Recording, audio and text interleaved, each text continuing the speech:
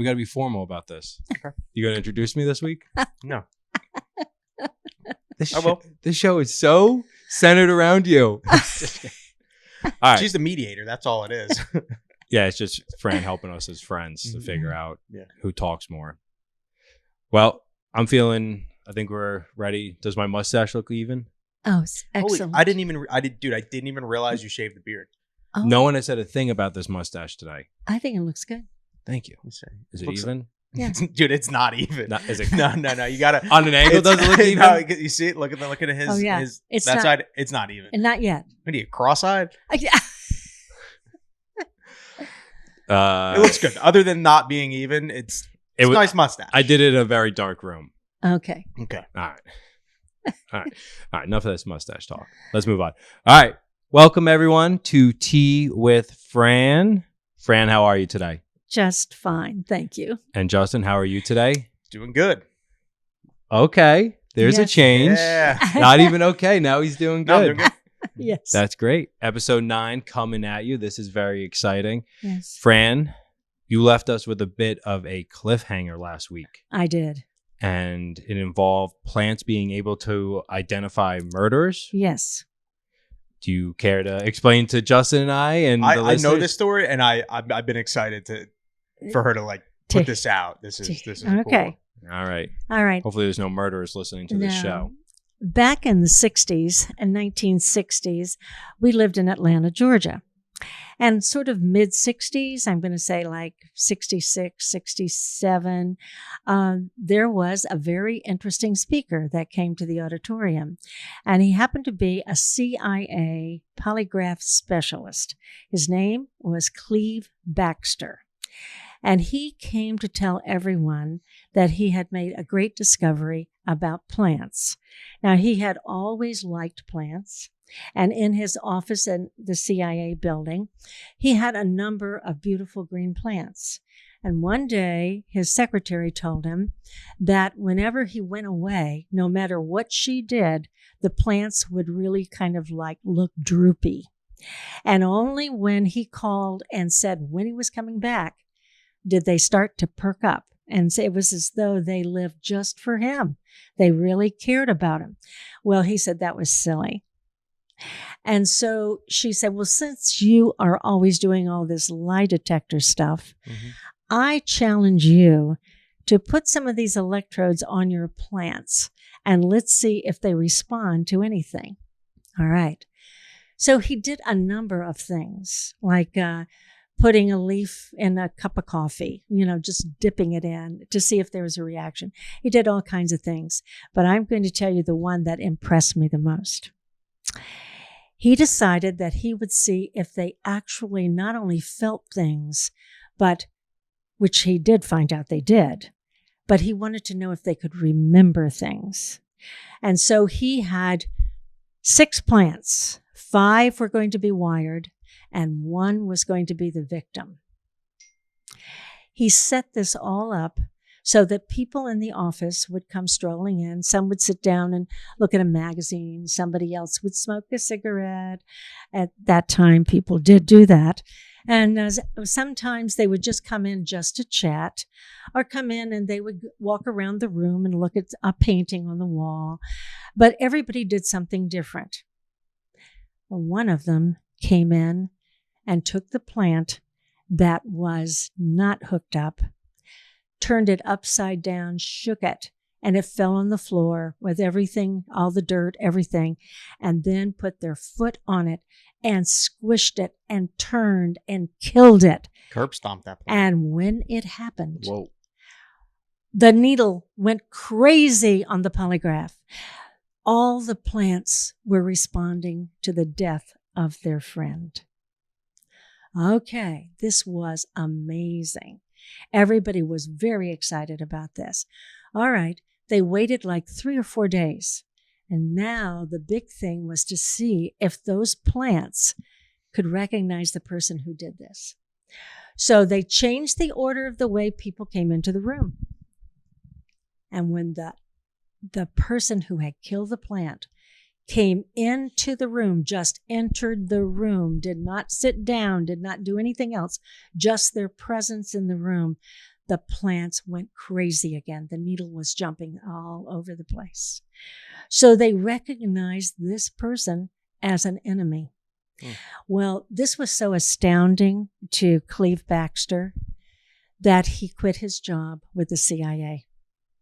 And he had a very good job because he wanted to spend the rest of his life making this discovery, because no one had ever done such a thing and no one knew this thing about plants. And so he left and went off into the world doing all kinds of research and also giving speeches like the one that I had happened to get to hear. Well, after that, I looked at plants very differently.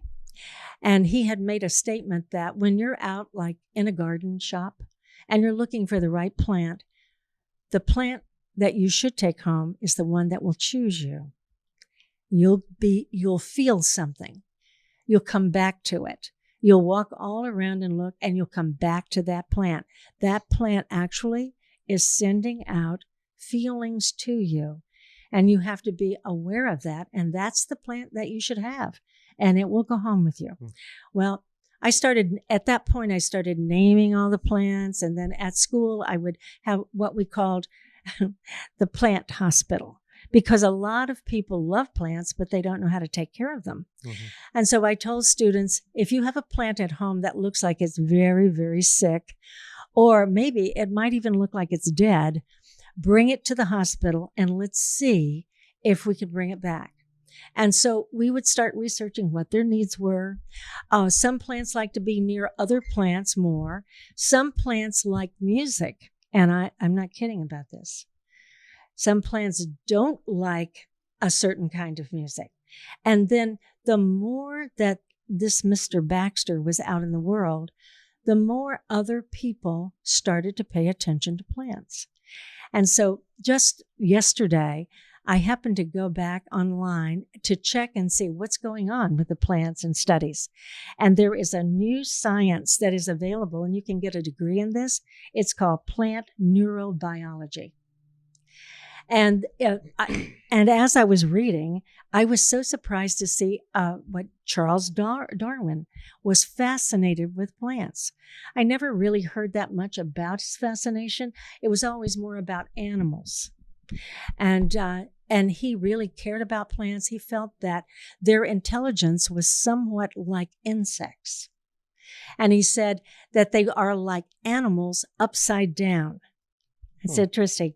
You think that their main sensory organs are underground at the bottom, and then their sex organs are on the top. They're showing off. And they're the flowers, right? And they have learned to survive that way. One of the things I also noticed is that plants totally dominate our planet. 99% of all the biomass on Earth is all plants. Wow. And what are humans? Just a trace. And they have been here long, long ago, before we ever arrived. In fact, the one that I saw that was interesting, inside, it was a fossilized plant 420 million years ago inside amber. 420 million years ago. That's old. You think of like how old this planet is, and we're just like we're like a fraction, 2,000 years. I know, it's crazy. How many years? Wait, why did I say 2,000? You going to biblical time? I'm going biblical time. Yeah, I mean we were way before them. I'm just thinking like I don't know. I mean my time. I mean, dude, 30 years, crazy. But the one plant that I'm starting to be extremely interested in is called the mycelium. It is underground. It's a network. Mm-hmm. Oh, I saw this thing on what was it, Netflix? It was the mushroom thing. It was yes, like all those like how everything's connected. The original internet. It is absolutely fascinating.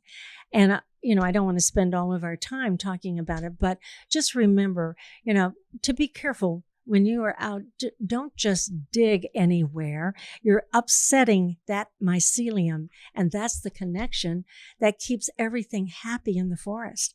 They are sending messages every which way. They're making it possible for all the plants to really be nurtured and live. It's like that movie Avatar. Yeah. Yeah. They got that, what was it, the soul tree? Yes. Yeah, everything goes through. Yeah. It is. We live on It's what was that planet called? Does anyone know? No, I forgot. No, I don't remember either. was I know They're they're coming out. Yeah. Oh, For good. that. I'm glad they're coming back because I really love that movie. That was cool.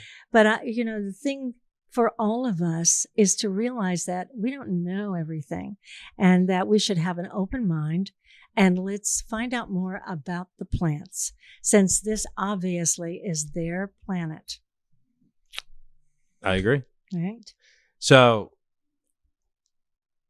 I'm just trying to think, like, do you know what plants he used in the experiment? Actually, I didn't know, because he had said that he had a lot of plants that were large leaf and sort of shaped like a heart shape. Well, there are a lot of plants like that are house plants. Was it like a vine? I'm thinking something that grows like a vine. That like big plant I have over there. Yeah, I have one of those like that. Okay. Okay. That's a common house plant. That's a common house plant. And he had common.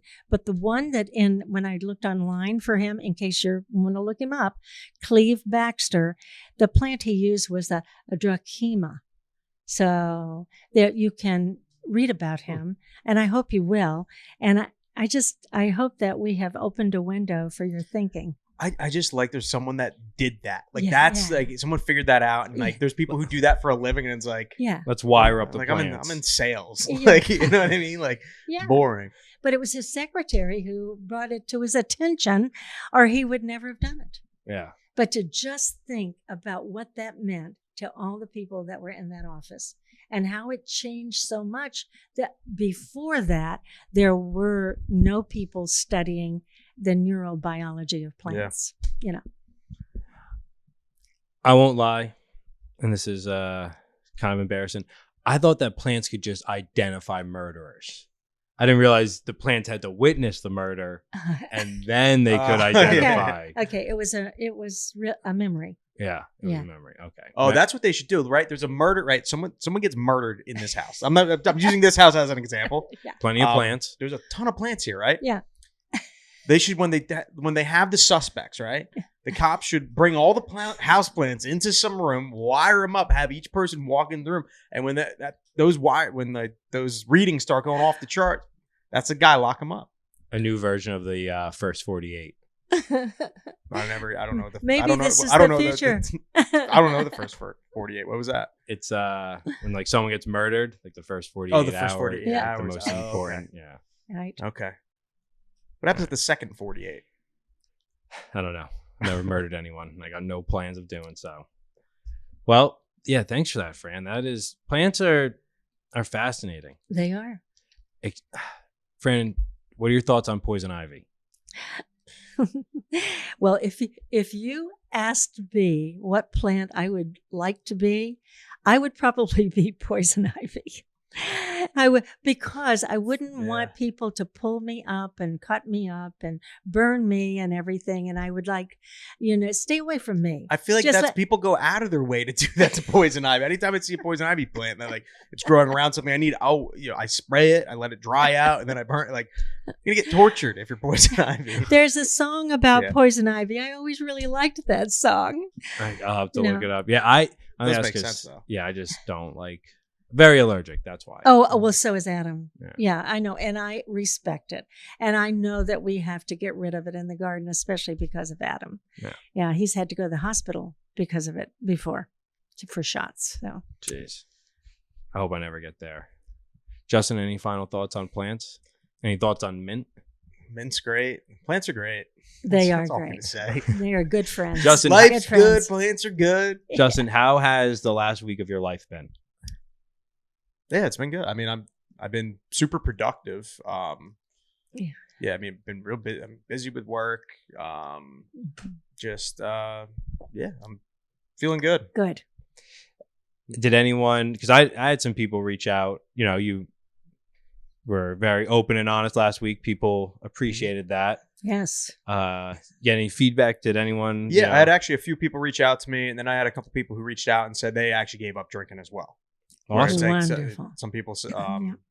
they're coming up on a year. Some people it's more recent. So, and I know a bunch of people who have, and or who don't drink. So spoke to them. You know, they're all excited for me, Good. and we'll see where it takes me. Great. We're Good. excited for you as well. Yes. Mm-hmm.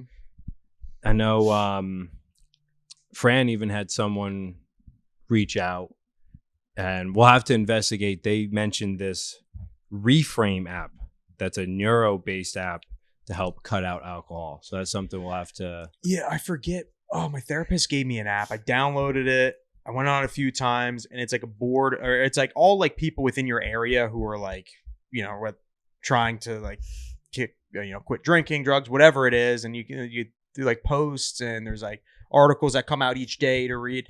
I download it. I feel like it's one more thing for me to do that, like, for me, I'm not going to do it. So like, I'm just going to focus on what I have in my life and just know that, okay, I'm eliminating alcohol. Why add all these extra layers when I could be doing something else? That's just my take on it. That's fair. That's fair. Right. Sure. I just thought it was cool. You know, we kind of started this podcast to get Fran's voice out there, to help others, to help ourselves. And now it's coming back around. People want to help us. I thought that was pretty cool. That's great. That's nice. It Appreciate it. is. Yeah, and Appreciate we appreciate it. Appreciate anyone that wants to help us, help anyone. We're all for that. And then I was actually asked if I was going to quit drinking alcohol. It's great. Never And- quit, Kevin. You're gonna miss it, man.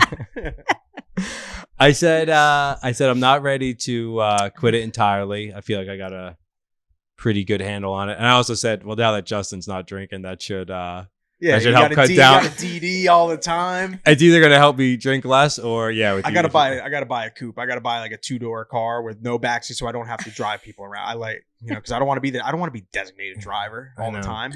You know, You got the right. yeah, you got a truck. So it's like, how many people can you really fit? And it's funny culturally.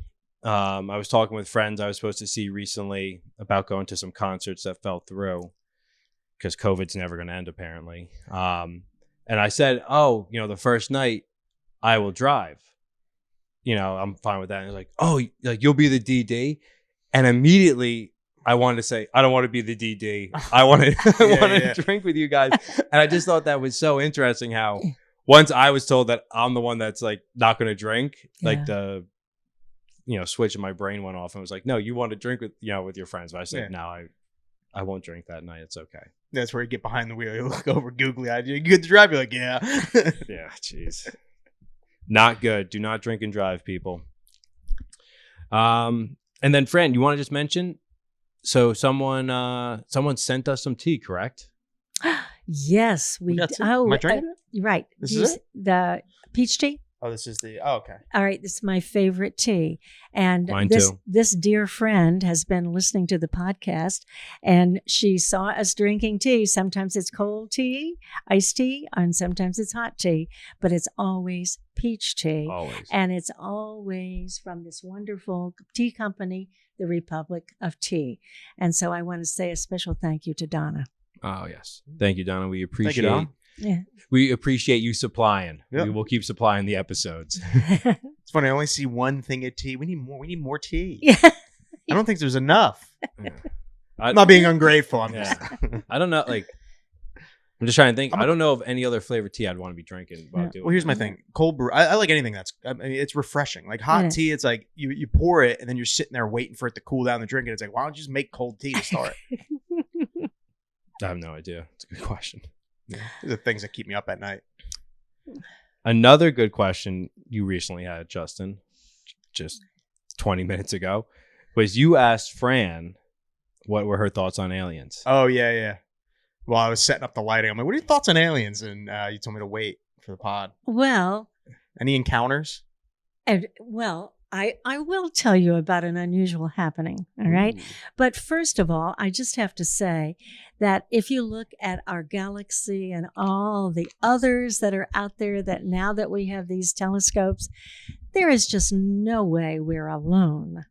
How could we be the only ones in all of these stars and planets? So the people who like, if there's someone lonely and single out there, just know that there's other things in the galaxy there with you. Okay.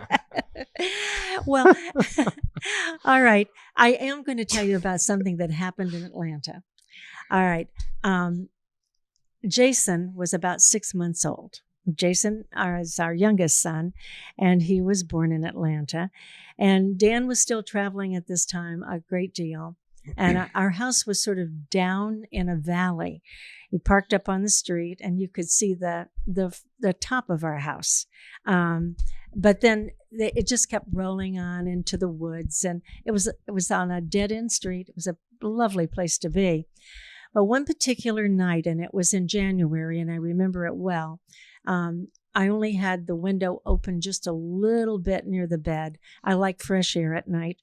And I heard the dogs barking terribly on a street very close to ours. And they sounded like they were going to actually catch something and eat it. And then all of a sudden, this sound was right above our house. And it was like an air sound of some kind. The thing I thought of was that it must be like the furnace, and that maybe the furnace was going to explode or something. And I heard Jason wake up, and I got up and I went in there, and he was fine. The other two boys were asleep. The dog in the basement was barking. And this thing sounded like it was right above the house, and it was coming in through the window, that little slit, and it was chilly. Well, all of a sudden, zoom, it was gone, just like it had been there. So I put on my bathrobe, and I went out, and I walked up the driveway, and I was standing on the street looking, expecting to see something on our roof. That is what it was like, and I was really afraid. So then I went back in, and I thought, did Dan go out with you? No, he was gone. He was out of town. Oh, he was out of town. He was in Alabama. All right. So I called the police, and I thought, I'm just going to tell them about it, that something was really strange that happened. Well, when I told this to the policeman, he said, don't be upset. You really did hear something. He said, I've had 2 reports on Briar Willow Road. There is something like a UFO. It's a disc that's moving along Briar Willow Road. Or Briar Cliff Road, by the way. I've got to get that straight. And the policeman said, all these reports are coming in. There is something that's in our area. Okay. So the next morning, I called Dan. I didn't want to wake him up at night. So I called him and I said, honey, something really strange happened last night. And he said, well, something very strange is going on the front page of the paper in Alabama. He's looking at it. He said, I'm going to bring this paper home so you see it. There is a cigar-shaped object that was sighted in the area. And there was a lot to do about it. And I said, well, something was here too. So that was my only encounter with what I would call a UFO. I'm so jealous. Like I feel like we should just stop the podcast. I feel like anytime we mention, like, Fran, any ghost experience? Well, I actually bought this huge house. We're gonna go in the attic. Fran, what are your thoughts on aliens? Well, actually, they showed up one night. They also showed up by Dan. It was I had tea with them. It was cool. I don't know. But see, you just have to live long enough, and you have to move around enough. Yeah. Remember, I lived in 9 states, right? Oh my gosh. Did you do you remember talking to any of your neighbors about it? Did anyone else, get woken up by it, or? You know what? I don't think I did. I talked to them about it and told them what had happened to me, but nobody else was out on the street. It was late. I had been sitting there reading. I used to stay up late. I don't stay up late anymore. That's because when you get older, you go to bed earlier. Mm-hmm. But I used to stay up late and read. And I was reading that night in bed when this happened. But the sound of those dogs is what really alerted me. Yeah. And it really sounded like something terrible was happening on the other street. Yeah, the alien probably stopped down to take a piss and then gets attacked by the dogs. I gotta go. I gotta ran back to his car, ran back to the ship. But what was it doing above our house? I feel like some of the, like, my thought on aliens. Here we go. Like you look at our planet, right? How much we like evolved in like a period of time. Like there's other planets out there that have been around way longer than us, that had to have life way longer than us, that eventually went through the Stone Age, to the Industrial Revolution, to this, right? Yes. They evolved. They're made out of different. They're not a carbon based. I don't know. They're whatever they're made out of. But they're just way more advanced. So they're maybe 10,000 years ahead of us, and maybe there's some that are 50,000 years ahead of us. We don't know. Who knows? We don't Nor know. do I care to know. I'm not going to spend my life looking into it. But I think there's some good ones and there's some bad ones. And some of them, my thing is like, why are they always creeping? Why are they always watching people? Like they're like a bunch of peeping Toms. Well, don't you think that, your view on aliens has been shaped by the media you've, ingested through your, And through your movies. life? And movies. Yeah. Well, yeah, like TV, movie, things like Movies, that. That's, that's yeah. what's, aliens don't have to be be little green men. No. Yeah, they could be. I don't Just know, like you. They could be just like, that'd be terrifying. If I went another one of me got beamed into my room and I'm looking at myself, I'm big dude. There's people There's too swerving, many. people Too swerving in their Yeah. cars right now at the Yeah. thought of that. Yeah, there's already one of Yeah. me is too much. Right. But that'd be cool. A whole planet of just you. Yeah, I know. I know we just wanted to kind of just talk about the encounters we've had in our lives, but Fran, do you think that aliens have a soul? Well, if we do, then I feel they do. Okay. They probably capture it in their jar. Like the jar doesn't escape. Yeah. Soul Jar- snatchers. Yeah. Jarred souls. Yeah. Yeah. It Well, feels see, It sounds like a movie.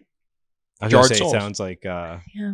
like some type of southern cooking Ooh. like relish you could get. Yeah. Oh, Yeah. dude, that's Like- a good name. Yeah. All right, patent Okay. pending. Justin, you got any cool encounters? I've got a lot of encounters with like homeless people. Oh, Those are always interesting because there's I- some that are very nice yeah. and there's some that aren't so nice. Okay. This is going to sound awful, but are you saying that homeless people are like aliens, for some are nice and some aren't? Yeah, I guess Is so. that the metaphor Yeah, you're but I going guess for? I'd be an alien to the homeless people too. Yeah. Okay. Yeah, right. Fair We're all enough. foreign. How is it that you are meeting homeless people? Oh no, like I mean, yeah, I go out of my way. I just The unhoused. yeah. No, I'm just trying to think. Like, I've got a few moments that like stick out. When I lived in LA, and a couple times in New York. And New York, I always like going to New York. No, you 'cause- don't. I mean, New York. As much I go there, it's a lot. It's just a hassle half the time. But no, I like the ones who hang outside the pizza places because it's dollar slices. I always go in, I buy myself a slice, I buy one of them a dollar slice, and they're happy with it. And it's other. I remember in California, they were a little stuck up. I've offered food to some, and they've it's like, what is this? I'm like, what? Like, what? This is a free meal. This is Right. tomorrow. I don't know what do you want. What do you want? And then I got when I was in Montclair, there was. I guess there was a couple spots where at night there'd be a couple people like sleeping on like in alleyways, whatever. And I went out of my apartment once, and I was going to my friend's house. Literally walk out my apartment, I bang a right. I go maybe a block, and there's some homeless guy, and he's like stumbles towards the garbage, starts like sifting through it. And I'm like walking towards him, then he stops. He looks at me. And I pass him, and then I can hear him like walking behind me. He's like, I want some. I'm like, all right, I'm like, oh, man, this guy, and it's late, so I turn. I'm like, what do you want? Like, what is it? Money? What do you want? He's like, he's a pretty big dude. He's probably like 6'3", and he starts squaring up with me, like he wants to fight. He's like, I want some. I'm like, this is not good. And like, I don't have any of that for you. And in my head, I'm like, I just want to go to my friend. So like, and there was like no one around me. So I'm at this point. I'm like, shit. I'm like, I'm like, I kind of told him, I pushed him off and said, screw off, whatever. And I'm walking away, and he keeps kind of haggling me. Yeah. And I turn around, and he's getting mouthy. I get a little mouthy with him. And in my head, I'm like, this was when I was between jobs, and I didn't have health insurance for like a week. So I'm like, if I get in a fight with this guy, I'm like, I'm gonna need like a shot, like rabies shots after this. I don't know what he's gonna do. He might bite me. I'm like, I have no idea what's going through this dude's head. So I turn around, I start walking across the street, and he hacks a loogie. Oh. And I'm like, no, I didn't feel it hit me. And I'm like, oh my God. I turn around, I'm in the middle of the road, and he's standing on the sidewalk. We're probably like 15 feet away from each other, and I'm just looking at it, and I'm like, no, and I just turn and I just walk the other way, and I'm like, I'm checking my back, I'm looking back, I'm like, all right, I'm good, and I look on the back of my legs, Oh no. and it's disgusting. Oh no. Big loogie hanging down the back of my. He got you legs. from 15 feet out? No, because I was probably like 10. I don't know. I mean, it was a Impressive. good shot. It was impressive. Thank God I wish I was farther. I wish it didn't hit me. So now I'm pissed. I'm at this point. I'm like Joe Pesci in every one of his movies, just mumbling under my breath, cursing. So I walk a mile to my friend's house, and I go in there, and I tell them, I got spit on by a homeless guy, and they're like, oh my God, and it's 3 girls, right? Okay. So I take my pants off, and I'm like, does anyone have like a pair of like, men's sweatpants, like jeans? Like, they're like, no, we only have like t-shirts and sweatshirts. Like, men don't leave their jeans places, apparently. Like, they go in, like, they'll leave a shirt behind. So I'm wearing the BB sweatpants or the juicy ones. I'm wearing these sweatpants. So they're doing my laundry at least, and they're having their friends come over, and I remember just standing in the kitchen just in these tight sweatpants. You can see just the outline of everything. I'm just like, it's just like, this sucks. I should have thrown out the jeans, but they cleaned them pretty good. Yeah, that's good. That is yeah. That is quite the encounter. Yep. Yeah, it is. Wow. Now I don't know if I've ever really talked to anybody who is totally homeless. We've stopped and like given out sandwiches and winter coats and blankets, but to really stay, see, it's always winter time, and we haven't stayed to talk to them. Yeah. But they were always appreciative. I'll never forget when I actually lived in California. It was when I was moving back. I got a storage unit. I put all my stuff in a storage unit, and I had like, canned food, some, cooking utensils. I'm like, I'm going to donate these. Yes. So I look up like a Salvation Army, some sort of place, and I'm driving. I go into and I live pretty close to like Inglewood. I go in like deep in there, and it's like the ghetto. It's getting pretty rough. And I get to this spot, and there had to be, it was like something out of like a movie. Like, I'm on this road, there's no other cars, and I see the building, and I turn right. And I'm turning on that road, bodies, like everyone's standing in the lines, like flooded in the road. Like I guess they go there, they get food, and they like leave. So I'm there in my car. I'm like driving through, like the people are like slowly moving around, and they're knocking on my windows, asking for money, asking for cigarettes. And I'm like, where am I right now? So like, I'm giving out cigarettes, I'm giving out dollars. I'm like, I'm gonna run out of cash. Like, so I finally pull up to this, like, they have these big bay doors, and they had like all like, I guess like volunteers there. I'm like, look, I just trying to drop some stuff off. I'm like, I need to get out of here. They're like, oh yeah. So they had like people run over, like take everything out of my car. But like, I remember I'm like leaving, and like there's still people like coming over my car. I'm like, this is like, I don't even, like, I'm a performer. I'm like, I don't know if I feel safe. So I remember I make a left at this light. I'm going down a one way, the wrong way. I'm like, oh, come on. So I'm like, and I bang a U-turn, and there's a cop coming like straight on, like towards me. And I go sitting at the light, and he looks over at me, and he just gives me like a thumbs up. He's like, you're good.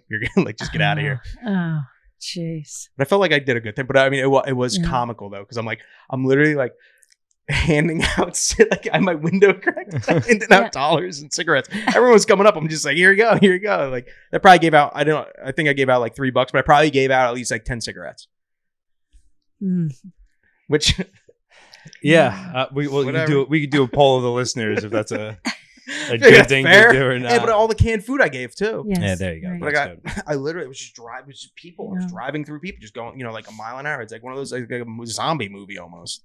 Right. Yeah, the homeless population in this country is, I know you mentioned, having rough encounters with them or feeling unsafe, but I've had a few good ones, man. Yeah, it's just a symptom of a larger problem, and it's a fairly sad. Yes, it is. Colorado's terrible, of its man. own. Yeah. I was out there for hold on, what did I go to Colorado for? Oh, it was James's wedding. Was it James's wedding? Yeah, it was James's wedding. I'm staying in like downtown area, and I'm going to a liquor store across the street. And this is like nice, like expensive area to live. I walk down I'm walking past an alleyway. I turn the corner. I see some guy taking a shit in the alleyway. I'm like, oh my god. And I keep walking, and then it's just back to like people like sitting outside, like wearing nice clothes, drinking. But you look down the alleyways, I was like, what the hell? I go into this liquor store, and there's little stairs that go down. It's kind of like a basement liquor store. There's a guy passed out on the stairs, sprawled out. I'm like, I had to step over him. I go into the liquor store. I'm like, yo, I think this guy might be dead. He's like, oh no, we got the paramedics like on their way. Like, I don't know, like he overdosed. So the paramedics are there. Like, they weren't resuscitating. They were getting him up, but he was just slopped out. I'm like, this is like, I walked 3 blocks and I saw this. It's sad. And all the tents and everything. I'm like, I was in my Uber going back to the airport and I was just looking around. I'm like, what happened? I've been to Denver before a few years ago and it was not that bad. No. Or you just didn't notice it. Maybe, maybe that. It's funny. You were talking about like the city before. I always kind of wish I lived in New York City for a little bit of time. I always thought that'd be cool. And I was going in for a concert last year, and I'm by myself, and I'm kind of just bopping along. I'm like, yeah, the city is cool. I'm in like Lower Manhattan. I was like, I could totally like picture myself like spending like a year in the city. And I came around a corner, and there was this older woman peeing on the sidewalk, facing the like with her back to the street. And I was like, oh, this is why the city gets a bad rap. Yeah, dude, the subway. Remember what station were we in when we walked in? This guy is washing his dick in the sink, like right in front. I'm like, what? Like Kevin turned around. I'm like, well, I gotta go to the bathroom, so I went, but I didn't wash my hands. I'm like, no way. Yeah. That would be the one and only Penn Station. Yeah, it was Penn Station. Yeah. Yes. Yeah.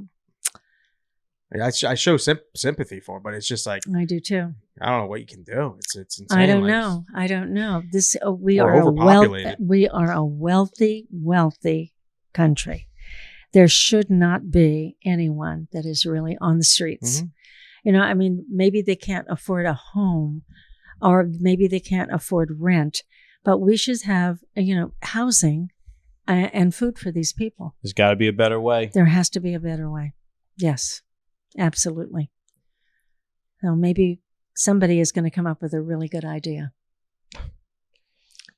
I hope no, so. The only person who's going to come up with an idea is going to be like Elon Musk, and he's going to move to Mars and let everyone else deal with the problems down here. That's what's going to happen. The rich are going to leave, and they're going to leave everyone down here to fend for themselves. You think the rich would like leave? You've seen Elysium? You've seen the movie? I haven't. Matt Damon? Really? Great movie. This is like, imagine the rich people are so rich that they just send all the homeless people to Mars and then they get to enjoy. Dude, I like that a lot. Not saying to get rid of homeless people. I just like as a movie concept. Pretty good movie. I'd watch it. All right. This might be getting beyond our scope of knowledge, the homeless population. Let's so we're kind of talking about encounters. Fran, what is it like meeting your child for the first time? Ooh. Oh, when you see your infant, you can't believe it. You look into the face of this baby and you're trying to see, who does this baby really look like? And our oldest son looked like a Cupid doll. It was just adorable. He came a little bit early, but not enough so that we had to leave him at the hospital. He was he was long and skinny baby. With dimples, and he was a perfect blend of Dan and me. And it was the greatest gift. His name, Matthew, means gift from God. Indeed, he is, truly. There's no word to really tell you what this means. It means, that you have this connection that you don't have with anyone else. You carried this child under your heart for 9 months, and this child is part of you. And it never goes away. Never. They grow up. They get older. Matt is now retired. But I still feel the same. He's my baby. And always will be. But how nice is it watching, like... And another thing, too, like... I think Adam said, like, with as far as, like, having kids, like, you don't know what you're going to get. But you have 3 sons. And they've all been successful, healthy, happy. Yes. That's another thing, too. Like, it's like... Yes. The growth throughout life, I feel like that's a cool thing to like. Yes. Yeah. I did lose one baby. And this was after Adam. And the placenta was malignant. And if I had not lost the baby at like 5.5 months, I wouldn't be here today. Wow. And it was just one of those things, and you don't understand why that happens. And they didn't tell me whether it was a girl or a boy. I just wondered if that was my little girl that I didn't get. So I don't know. But I still feel in my heart that all the children are our children. Mm-hmm. Children everywhere are our children. So they don't have to just come through you. You know, they just, wherever they are, if you can help them, you must help that child. Yeah, I'm with you on that. And I, I asked that first question because obviously I don't have any kids. Justin doesn't have any, and you've had your kids, and I just can't really, I guess, fathom until it actually happens what it's like to, to carry, right, and then to have what that. I mean, you've had them; they're right there, but to look them in the eyes, and it's a connection that you just don't have with anyone else, and it's beautiful. And I'm very, very thankful that I have my 3 sons. Yeah, I'm thankful for them too. Thank you. I've been, when Justin, you mentioned you were talking about like having, just encounters, be a topic. And I've always had this thought, and I've had it for years now, that you're just like on collision courses with people. Yeah. And, there's like people that like you haven't met yet, I haven't met yet. And every step I've taken, I'm like walking to meet that person. Mm-hmm. Which is cool. And then you have these collisions, not actual physical collisions usually. And sometimes they're small, holding the door for someone. Mm-hmm. Sometimes they're big. You spend decades with them. And I always thought that, I don't know, that to me has always just been the perfect metaphor for the way I've encountered people in my life. And I'm thankful for all encounters, because from everyone you learn what you like, what you don't like, what works, what doesn't work. Yeah. And I don't know why, I had this, it was actually, now that I think about it, it was the night I saw that woman peeing on the sidewalk. I was at this concert alone, and I was talking to the girl next to me, and I was telling, when you're at a concert, you just talk about other concerts with people. Mm-hmm. And I mentioned how I've been listening to this one piano rock group, Low Cut Connie, and how great they are. She's like, well, if you like, piano music. And then she tipped me off to this guy, Leif Volbeck, who is just incredible. And I got to see him up at Levon Helm's barn, and I was able to bring my aunt, and we had a wonderful, wonderful time. And wonderful. It was all off that one That's right. brief encounter. That's right. Interesting, isn't it? That turns into so many different things. That one moment kind of throws you on a collision. Yeah, like you said, a collision course to what's next. I spoke to her for all of 5-10 minutes. Who knows where she is in the world right now? Right.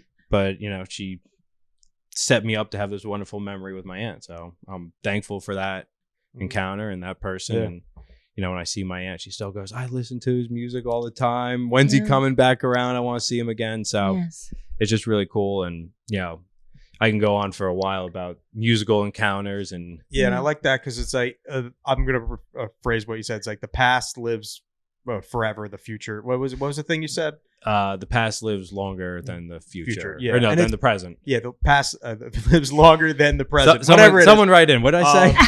No, because it's like we give life to the past, right? Like there's certain things you want to forget, you can let kind of die, and like you want to give life to the good moments. Yes. Right? The things that I remember and that help impact your future. Yes. So I like that. Thought. Like I went to the butcher the other day. I was in line and I go up, and this cute little old black lady, she's like, "Why aren't you smiling?" And I just kind of laughed, and she's like, "See that? That's a beautiful smile." And I'm like, damn. I'm like, thank you. It's just like such a brief moment, and then that's it. She might have been fishing for a tip. She got one. I gave her a tip. But I mean, it was just such a brief, wow. It was just like and she was just smiling, going about her, just being super chatty and nice. I was like, I like her. It was cool. Have you ever been on a plane and happened to sit next to somebody who was really interesting? Oh my God. Yes. No. I don't talk to anybody when I fly. The only time I've talked to somebody was this one couple got separated by the aisle and was like asking to switch with somebody else. And that person was just like, no, I'm not doing that. Like they were kind of like getting rude with each other. And I had my earbuds on, but I could still kind of hear. So I took one out. I was like, does anyone want to switch with me to, make things work? I'm like, oh my God, yes. They like bought me a beer or whatever as like a thank you.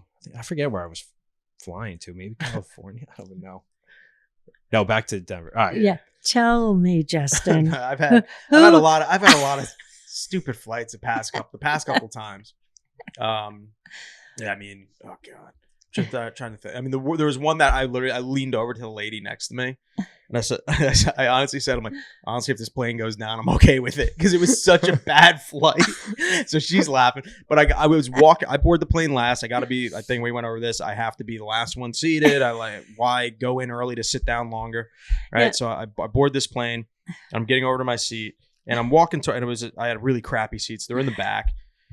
And as I'm approaching there, I see no heads. I'm like, where is everybody? And I'm like, oh, they're all kids. Oh. So it had to be like, I'm not kidding, like 20 kids from 4 to like, I don't know, like fresh babies, little guys. Oh. And I'm where my seat is, and I always sit aisle. There's a guy sitting in my seat. I'm like, sorry, like you got to move. He's like, oh no, like I'm waiting for my bag. The bag's got to go up there. I'm like, yeah. I'm like that. I get that. You can put your bag underneath. Yeah. Like it's kind of tight, so like he eventually like got to his seat. But I looked before that even happened. I looked to the right. There's a kid puke all running down, like 4-year-old kid puke running down. The woman's like, "Does anyone have a barf bag?" And it was just turned. And there's a fight that like before this plane went off. It was a nightmare. I had a newborn in front of me. I had a newborn behind me. To the left of me, I had a toddler. There were 2 toddlers. The parents that like. I don't know. It was just like there must have been some sort of, I don't know what it was, but like every Orthodox Jew in Miami must have been on that plane, and they weren't controlling their kids. They're letting them do whatever, and it was just it was a nightmare flight. Or the kid, I remember this kid just taking the headboard, like banging it up, down, like the tray, and the mom just sitting there on her phone. The dad not doing anything because he's sitting in the seat, getting in front. I'm like, and the kid's throwing like orange peels around, yelling, screaming. And it was just, I looked, I was one of that point. I looked over to the lady next to me. I'm like, honestly, if this plane goes down, I'm okay with it. And she just was laughing. Yeah. But no, though, I'd say an interesting person I sat next to. I was going out to Miami recently, and my plane got delayed. Like, I was in like 8 hours. I was stuck in the airport. It sucked. And I was flying first class. I had to buy this ticket like last minute. The only thing available was first class. Got it. Get delayed 8 hours, get on my seat, and I had to end up taking a window, and I don't like window, I like aisle. So the guy I sit down in my spot, the guy sits down, he's this older, tall Indian guy, and I asked him, like, hey man, do you mind if we switch? He's like, oh yeah, really? He's like, oh, I like the window. I'm like, yeah, you can have it. He's like, okay, cool. He gets all excited, right? Yeah. So he's sitting there, plane takes off, and he's like looking out the window, and he calls the he's calling over the stewardess. He's like, oh, like I need a drink. And he's getting drinks, and then he gets up to go to the bathroom, comes back, sits down. He then gets up to go get a drink. He doesn't call him. He gets up, goes, asks him for a drink. They're like, no, sir, you can sit down. He's like, okay. Sits back down. I'm like, this guy. I'm just trying to like get on this flight. I'm like constantly moving around for this guy. You got to be kidding me. So he's looking out the window, and we're over like, he sees the coast. And he's like, what? He taps on his shoulder. He's like, what is that? What is that? I'm like, what do you mean? Like, I'm like, that's the ocean. He's like, no, the white things. I'm like, those are waves. He's like, oh, okay. He's like, do you jet ski? Do you snorkel? I'm like, dude, like, no. He's like, do they have that in Miami?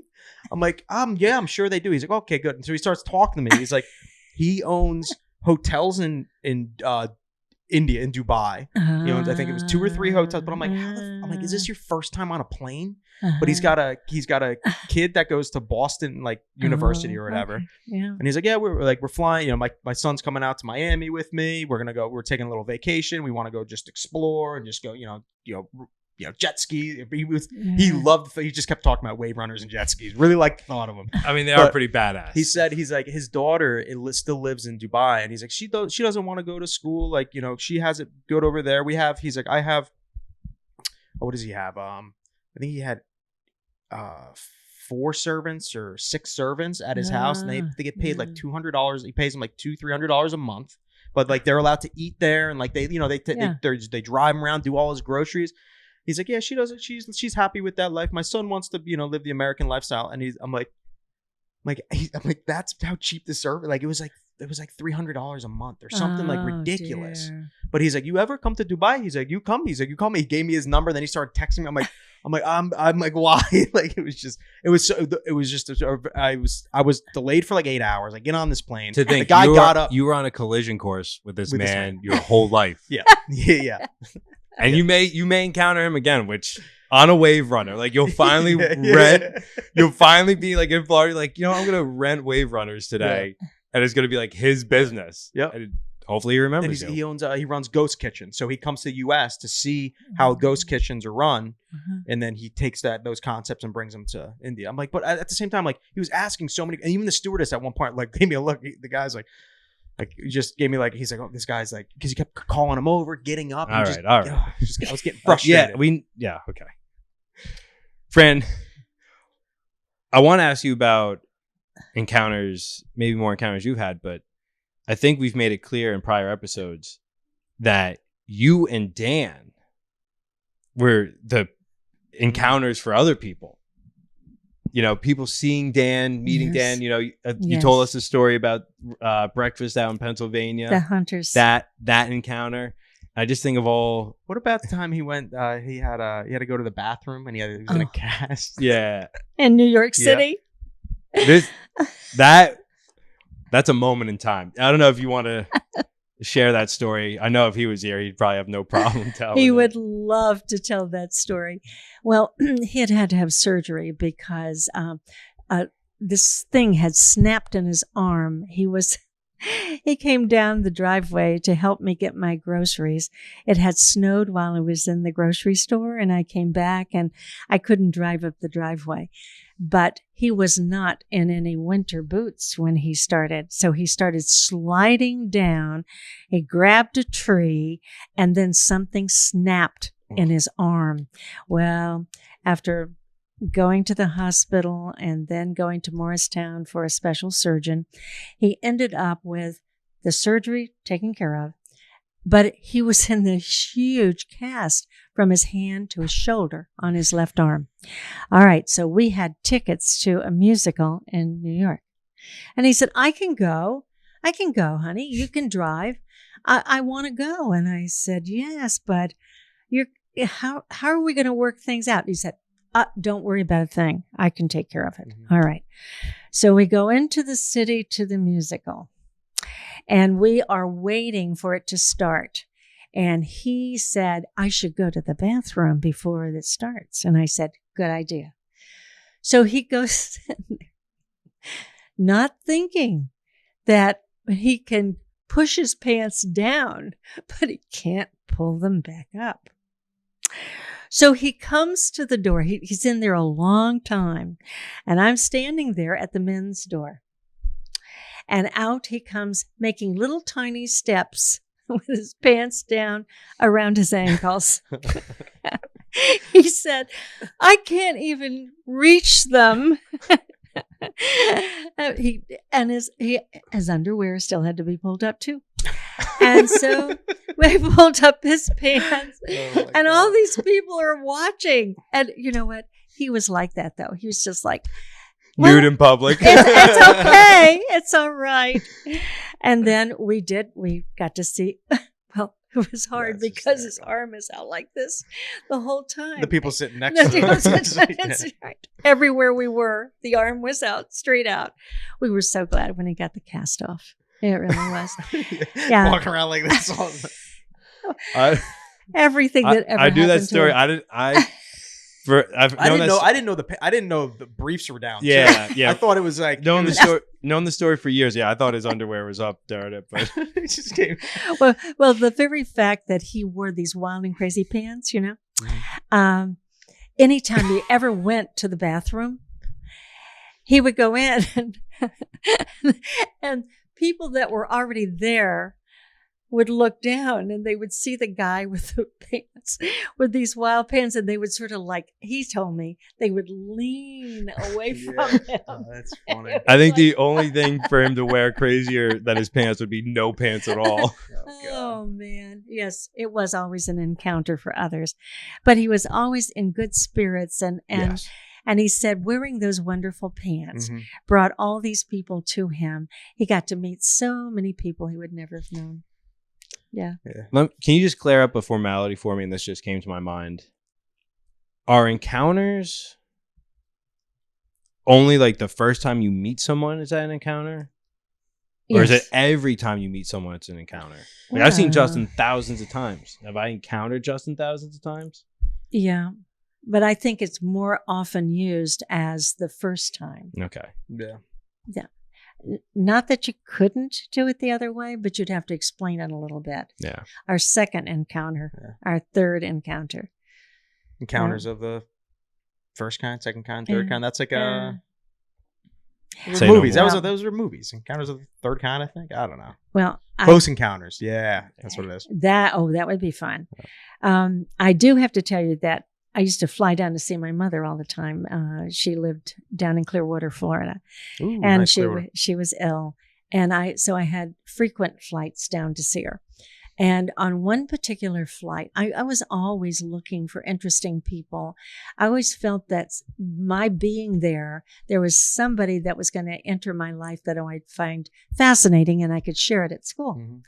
Well, there was a guy that was sitting next to the window, which was my favorite place, but I was in the middle seat. So I was sitting there and I happened to notice he had his computer up. And he was looking at some of the most interesting things. So I asked him a little bit about what he did. And I found out he was a scientist who was studying they were taking tubes of ice at the North and South poles. Mhm. And they were looking at what the weather was like on our planet. And they were finding orchids at certain places. And he started talking to me about what they were imagining that has happened in the past and how there's a time when our planet might have even rolled so that our equator was in a different place. Oh, and they were talking. Interesting. They were talking about how the magma that's inside in the center of the Earth is always moving and it's alive. And that can shift the And earth. Yeah. shift, right? Whoa. But I'll tell you, when I got off that plane, I was so glad that I had been sitting there next to this interesting person. And of course, I never saw him again. But what it did for me is made me want to know more. Mm. And so I try to keep up with what is happening and what we're discovering. Yep.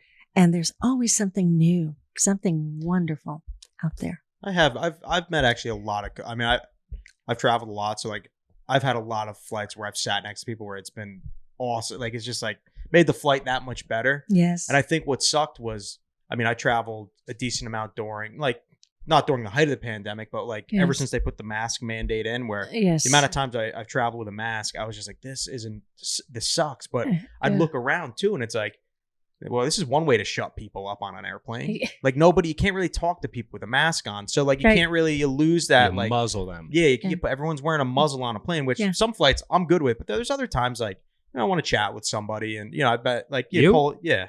you pull the mask down, you chat and, I just hold my little drink like I'm drinking, but Yeah. For the most part, now there's now you don't have to wear a mask traveling, which is good. I was flying this last weekend and I wore a mask on the plane. Well, it's still out there. I was one of the few people to do so. But we know that it is there. The virus has not gone away. I just want to, this is the last thing I'll add for encounters. You never know, how things are going to shake out for you. So I fly down to Kentucky for these 2 concerts. When I take my phone off airplane mode, I find out they've been canceled. Terrible. And trying to figure out what to do. Ended up staying down there because it was actually cheaper for me to stay down in Louisville than to Change your ticket. to change my ticket. Sure.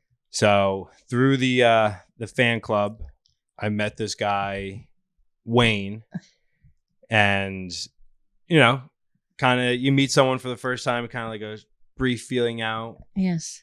time, and we end up getting along really well. And he actually had a spot for me to crash, so I crashed with him for 2 days. Great. Had no idea who he was, Yeah. and we went all around Louisville together, hanging out, meeting people. He was so generous and kind to me and to everyone he met. And yes. Sometimes you meet people and you're like, I kind of feel like I'm going to meet, run into Wayne again. And yeah, I don't know, just a good person and just a good encounter. Right. If you're out there listening, I hope you moved to Indianapolis okay. And there's many more encounters to come. Yes, absolutely. Yeah. Well, I've enjoyed this visit. Very much. This encounter Yes. now. This encounter now. Yes, very much. Yeah. Yeah. Likewise. Yeah. Always do. Good stuff. Right. Well, I don't have much more to add. I mean, I think we're pretty good on time too. Yes, we're good. We're very good. Until the next encounter. Until the next encounter. This has been Tea with Fran. Justin, make some alien noise. I'll cue it in at the end. Okay. We'll do All some right, spooky fine. stuff. As always, connect with us. Yes. Tea with Fran podcast on Instagram. Tea with Fran podcast on YouTube. Like and subscribe. Justin's working hard on getting those videos out there. We appreciate all the hard work. And then, of course, email us any questions, comments. I want questions too. I want questions. Oh, good. I love it. That's my favorite thing. I love it. I love answering questions because it's my interpretation. I mean, granted, it's Tea with Fritz. It's Fran mail. You gotta answer it first, email us at if there's anything you want me to specifically answer or not. Yeah, or not. If you ever want to send the question for Fran and say, Justin, don't say a damn word, I'll listen. But if there's anything you want me to answer, I'm all over it. And you can email us at teawithfranmail@gmail.com. Great. Fun times. Till next time. Till next time. Good luck with your encounters out there. Yes.